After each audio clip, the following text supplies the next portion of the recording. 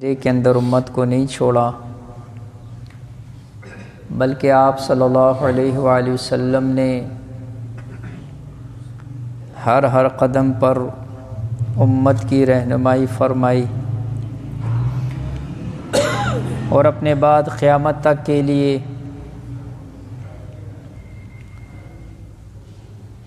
قرآن کریم اور احادیث مبارکہ کی صورت کے اندر تعلیمات چھوڑ دی ہیں۔ اس لیے اللہ کے نبی صلی اللہ علیہ وآلہ وسلم نے ایک موقع پر فرمایا کہ میں اپنے بعد دو چیزیں چھوڑ کر جا رہا ہوں، ایک بولنے والی ہے اور ایک خاموش ہے۔ تو اس کی تشریح کے اندر اللہ کے نبی علیہ الصلوۃ والسلام نے فرمایا کہ ایک سے مراد اللہ کا قرآن ہے اور دوسری سے مراد میری سنت ہے، اور فرمایا جب تک امت ان دونوں چیزوں کو سامنے رکھ کر چلے گی امت گمراہی سے محفوظ رہے گی۔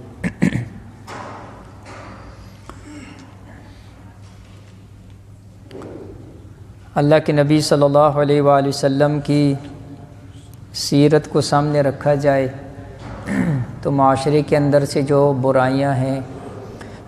جو بدامنی ہے، جو انتشار ہے، جو فتنہ ہے، یہ ساری کی ساری ختم ہو سکتی ہیں۔ لیکن اگر اللہ کے نبی علیہ الصلوۃ والسلام کی تعلیمات کو پس پش ڈال دیا تو یہ امت اور معاشرہ اندھیرے اور تاریکی اور گمراہی کے اندر ہی مبتلا رہے گا۔ آپ کے سامنے سورہ نساء آیت نمبر 54 تلاوت کی ہے، اور بخاری شریف کی ایک حدیث اللہ کے نبی صلی اللہ علیہ وآلہ وسلم کا فرمان آپ کے سامنے تلاوت کیا ہے۔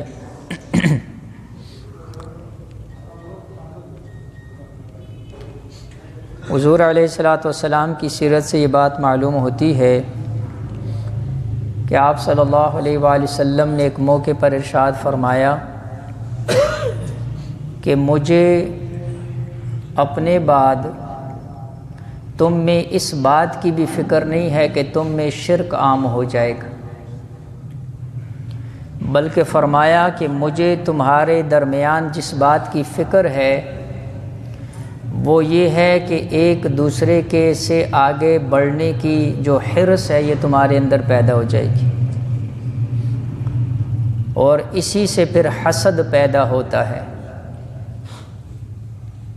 اس لیے آج حضور علیہ الصلوۃ والسلام کی اس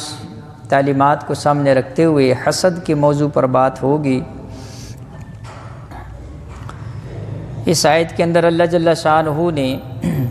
یہود کا تذکرہ کیا ہے۔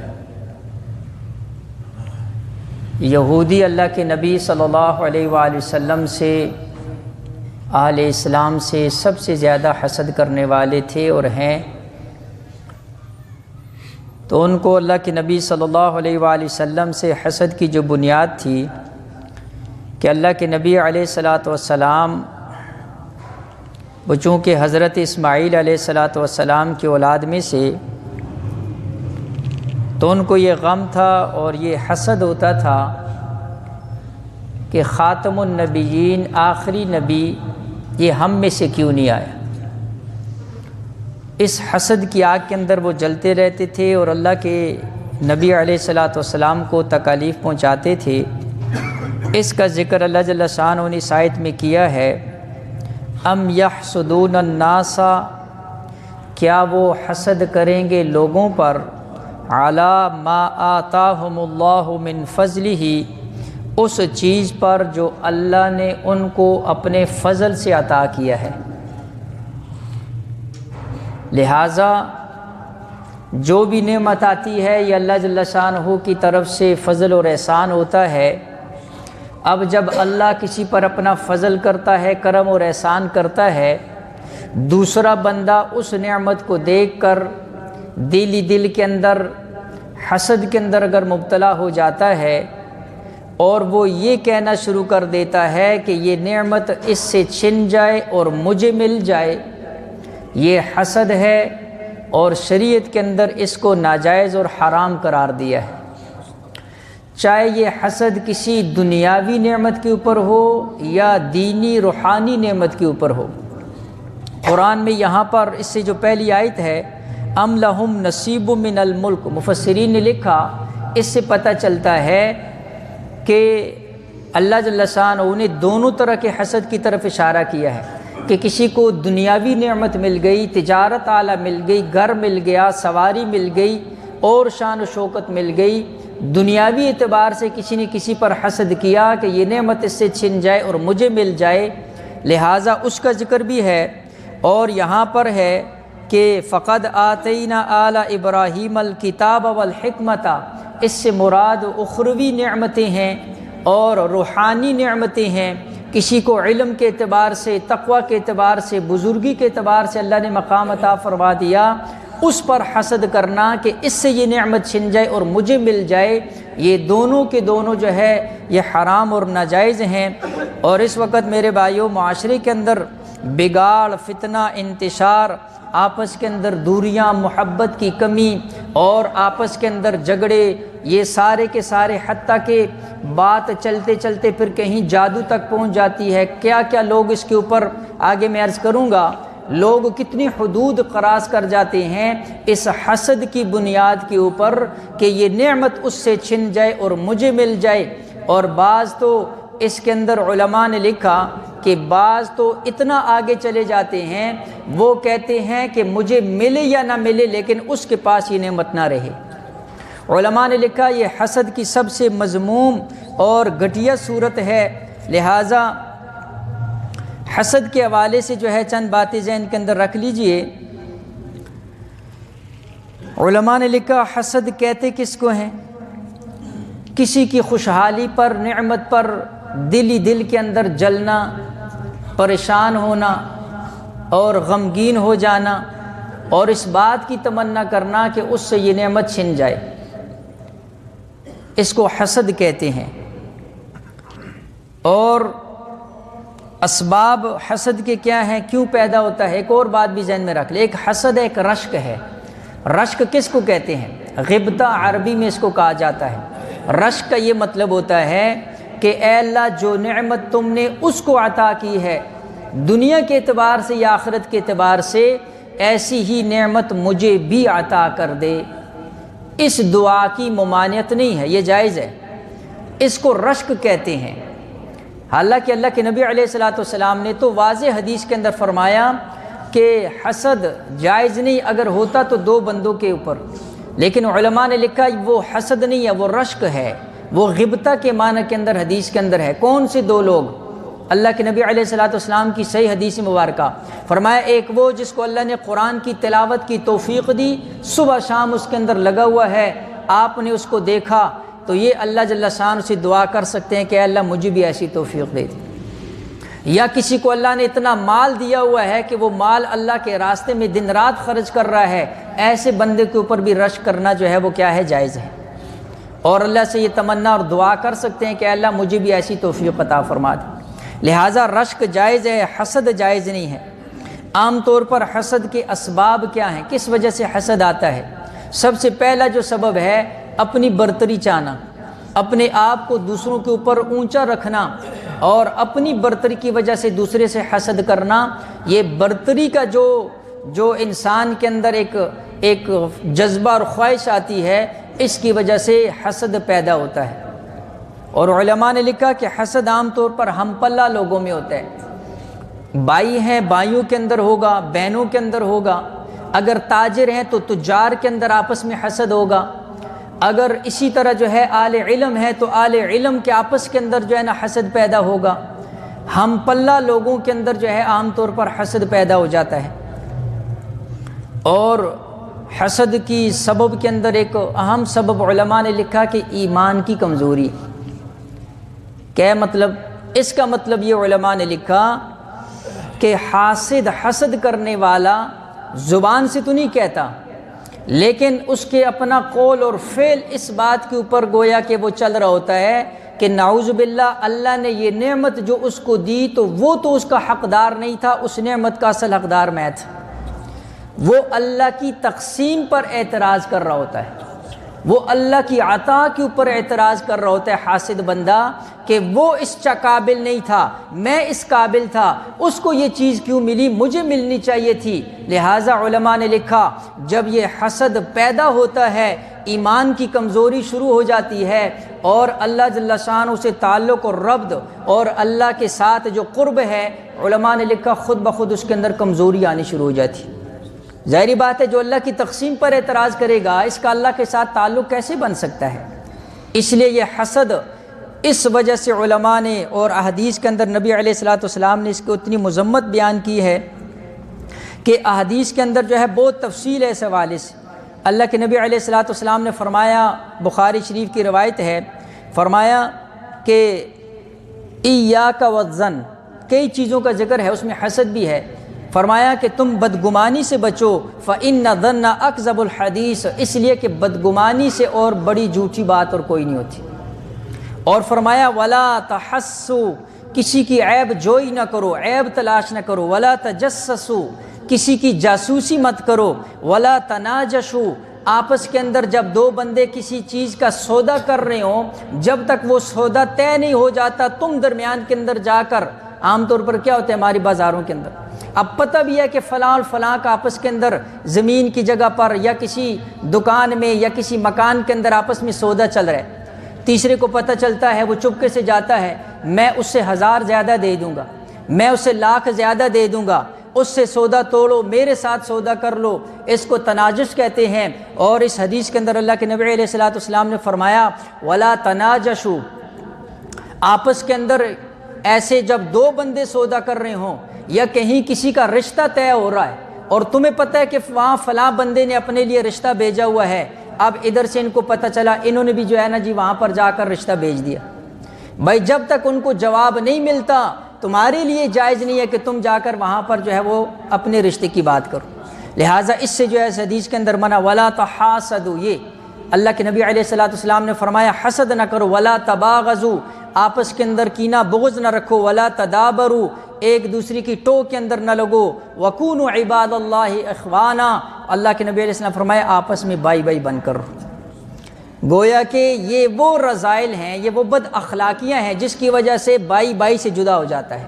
مسلمان مسلمان سے جدا ہو جاتا ہے، معاشرے کے اندر بدامنی، انتشار، فتنہ پیدا ہو جاتا ہے۔ اب اندازہ کرو اس ایک حدیث کے اوپر عمل ہو جائے تو ہر طرف امن ہی امن، اس ایک حدیث کے اوپر عمل آ جائے تو یہ فتنے اور انتشار اور آپس کی دوریاں اور آپس کے کینے اور بغض یہ سب ختم ہو جائے۔ اسی طرح اللہ کے نبی علیہ الصلوۃ والسلام صحیح نسائی کی حدیث ہے، یعنی اس حدیث کے روایت پر بھی کسی نے کلام نہیں کیا اور بڑی سخت قسم کی وعید بھی ہے۔ حضور علیہ الصلوۃ والسلام نے فرمایا لا یجتمعان فی قلب عبد الایمان والحسد، کہ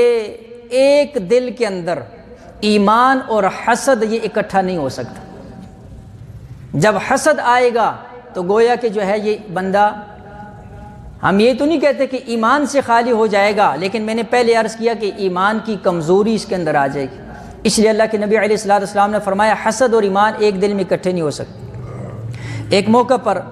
عبداللہ ابن عمر رضی اللہ تعالیٰ عنہ کہتے ہیں کہ اللہ کے نبی علیہ الصلوۃ والسلام نے ہم سے پوچھا ای الناس افضل، آپ کی نظر میں سب سے افضل انسان کون ہے؟ ہم نے کہا کہ آپ یہ عرض کر دیجئے۔ اللہ کے نبی علیہ الصلوۃ والسلام نے فرمایا کل مخموم القلب و صدوق اللسان، ہر وہ بندہ جو زبان کا سچا ہے اور مخموم القلب ہے۔ صحابہ نے عرض کیا اللہ کے نبی زبان کا سچا تو ہمیں پتہ چل گیا، مخموم القلب سے کیا مراد ہے؟ اللہ کے نبی علیہ الصلوۃ والسلام نے فرمایا هو التقی النقی لا اثم فیہ ولا بغی ولا غل ولا حسد، فرمایا اس کی یہ صفات ہیں، وہ پاک ہوگا، وہ صاف ہوگا، ظاہر اور باطن کے اعتبار سے بھی ہوگا، گناہوں سے اپنے آپ کو بچاتا ہوگا، اور اس کے اندر نہ تو دھوکہ ہوگا اور نہ وہ اس کے اندر حسد ہوگا۔ اس کو مخموم القلب کہتے ہیں۔ اور اللہ کے نبی علیہ الصلوۃ والسلام نے فرمایا سب سے افضل، اور حضور نے فرمایا لا یزال الناس بخیر ما لم یتحاسدوا، اس وقت تک یہ امت خیر پر رہے گی جب تک آپس کے اندر حسد پیدا نہیں ہوگا۔ اور جب آپس میں حسد پیدا ہو جائے گا، ایک دوسرے سے بڑھنے کا جذبہ اور ایک دوسرے کو کسی دوسروں کی ٹانگیں کھینچنا، اور کسی دوسرے کو نیچا دکھانا، کسی دوسرے کی بے عزتی، اب یہ جب فکر صبح شام کی بن جائے گی اور اس کے لیے اپنے آپ کو جو ہے نا اپنی صلاحیتیں لگائیں گے، تو حضور علیہ الصلوۃ والسلام نے فرمایا پھر یہ امت خیر پر نہیں رہے گی، خیر کا دن پھر کبھی نہیں دیکھے گی۔ لہٰذا ایک موقع پر اللہ کے نبی علیہ الصلوۃ والسلام نے فرمایا کہ سیصیب امتی داء الامم، کہ ان قریب میری امت میں پہلی امتوں کی بیماریاں پیدا ہو جائیں گی۔ حضرت ابو ہریرہ رضی اللہ تعالیٰ عنہ راوی ہیں، صحابہ نے عرض کیا اے اللہ کے نبی پہلی امتوں کی بیماریوں سے کیا مراد ہے؟ اللہ کے نبی علیہ الصلوۃ والسلام نے فرمایا العشر، سب سے پہلی بیماری ان کے اندر کیا تھی؟ ناشکری، میری امت بھی ناشکری ہو جائے گی۔ نعمتیں ہوں گی اور اللہ جل شانہ کی طرف سے نعمتوں کی بارش ہوگی، ہر بندی کی ضروریات پوری ہوں گی، لیکن آپ کسی سے بھی اس وقت بھی پوچھ لیں، ہر بندی کی زبان پر ناشکری کا لفظ ضرور ہو،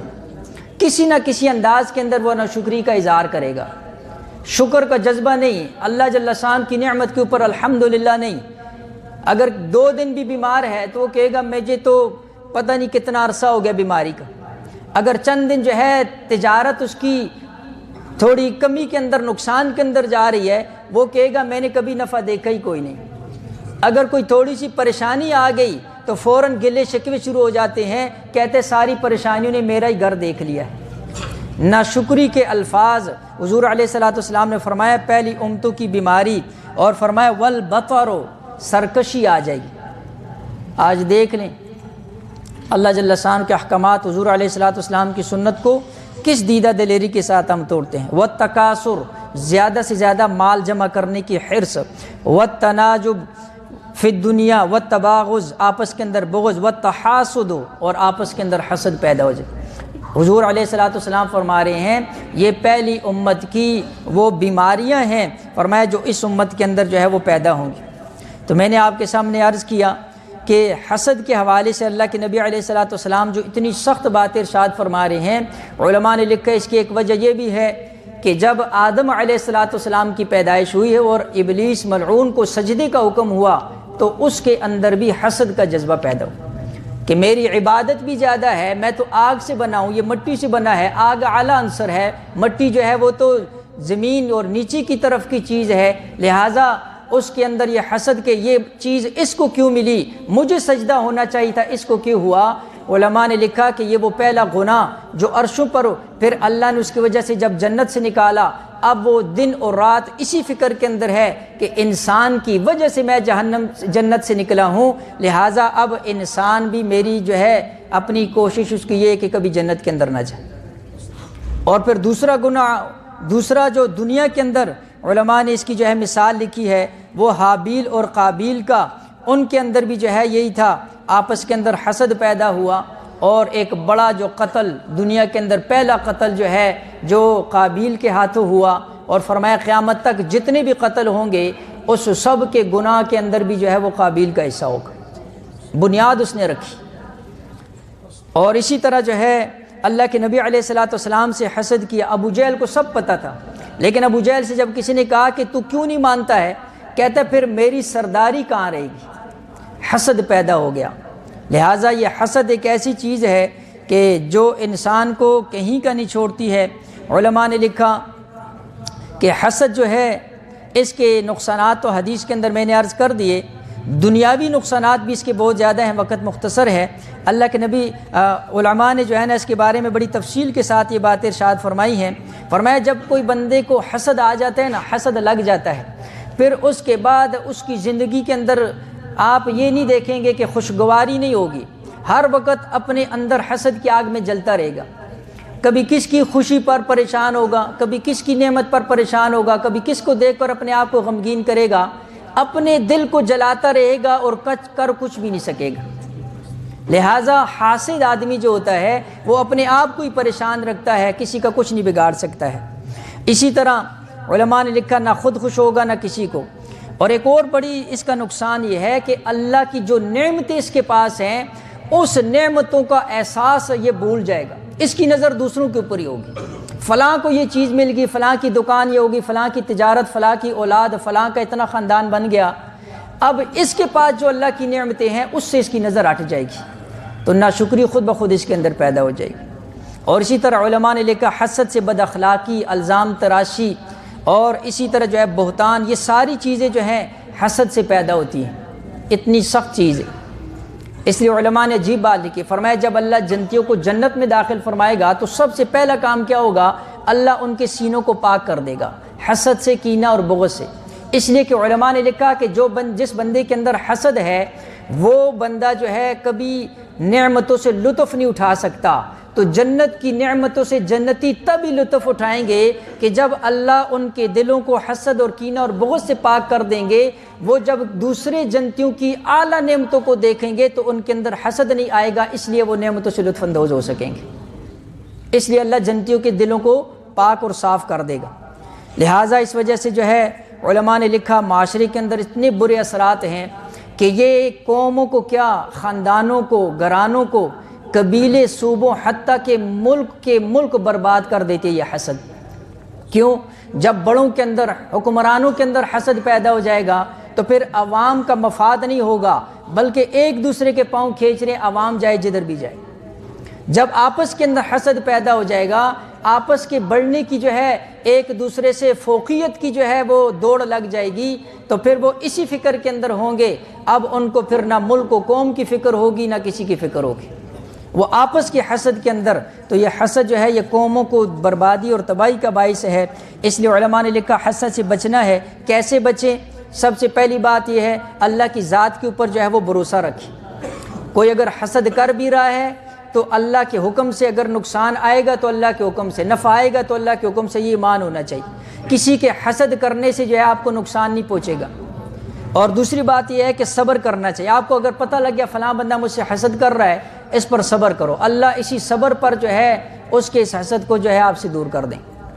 تیسری بات علماء نے لکھا اس کے لیے اللہ سے ہدایت کی دعا کرو۔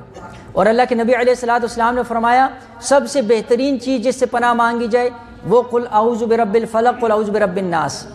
یہاں پر ہے نا کہ اللہ جل شانہ نے قل اعوذ برب الفلق کے اندر باقاعدہ فرمایا ومن شر حاسد اذا حسد، اے اللہ حاسد جب حسد کر رہا ہو مجھے اس کے شر سے پناہ دے دے۔ تو اس کا مطلب یہ ہے کہ حاسد کے شر سے بھی پناہ مانگنے کا حکم ہے۔ اور ایک آخری بات جو ہے، عام طور پر ہر بندہ دوسری کے اوپر تو انگلی اٹھاتا ہے کہ فلاں بندے کے اندر یہ بیماریاں ہیں، لیکن اپنے گریبان کے اندر بھی جھانکنا چاہیے۔ حسد ایک ایسی چیز ہے، ایسی روحانی بیماری ہے، کم یا زیادہ ہر بندے کے اندر کسی نہ کسی درجے میں پائی جاتی، لیکن اپنا محاسبہ کرنا چاہیے۔ کیسے پتہ چلے کہ مجھ کے اندر، میرے اندر حسد ہے یا نہیں ہے؟ کیسے پتہ چلے گا؟ علماء نے اس کی علامات لکھی ہیں۔ فرمایا کہ اس کی پہلی علامت یہ ہے کہ اگر تمہیں کسی کے بارے میں پتہ ہو کہ فلاں بندے کو خوشحالی ملی ہے، یہ خبر سن کر تمہارے اندر اگر خوشی آتی ہے تو اس کا مطلب یہ ہے کہ تمہارا دل اس کی طرف سے صاف ہے اور تمہارے اندر اس کی طرف سے کوئی حسد نہیں پایا جاتا۔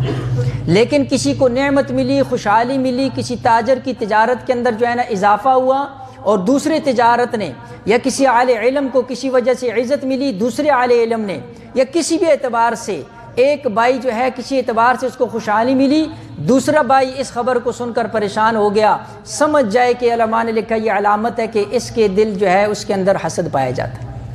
اور یہ بندہ اس سے جو ہے نا جی حسد رکھتا ہے، اور یہ اس کی پریشانی، اور جب اس کو کوئی پریشانی ملے